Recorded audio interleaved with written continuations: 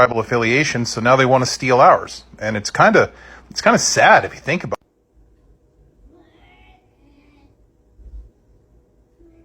it. Steal ours? Let's go. They were white and they were slaves. This is a history of white people that has never been told in any coherent form, largely because most modern historians have, for reasons of politics and psychology, refused to recognize white slaves in early America as just that. 200 years of white slavery in America have been almost completely obliterated from the collective memory of the American people. Who wants to be reminded that half, perhaps as many as thirds of the original American colonists came here of not of their own free will, but kidnapped, shanghaied, impressed, duped, beguiled, and yes, in chains.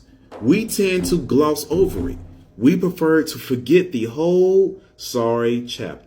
White servitude in the colony of Virginia. The great body of servants was comprised in the former class. They were free persons, largely from England, Wales, Scotland, and Ireland, who wished to go to the colony as settlers to better their condition, but were too poor to bear their charges of their transportation. They consequently entered into a voluntary contract with anyone that would assume these charges and their maintenance for such a term of years as will repay the outlay, placing themselves for this limited time at the disposal of the persons for any reasonable service. The agreement was by deed indented, hence arose the term indentured servants.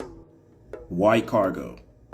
This book tracks the evolution of the system in which tens of thousands of whites were held as chattels, marketed like cattle, punished brutally, in some of the cases literally worked to unalive. For decades, this underclass was treated just as savagely as slaves, and indeed toiled, suffered, and rebelled alongside them. A second group of forced migrants from the mother country were those such as vagrants and petty criminals from England's rulers wished to be rid of. Now let's look at the true description of the Indians, whom you say we're taking from you. Letter from William Penn, 1683. The natives I shall consider in their persons, language, manners, religion, of complexion, black,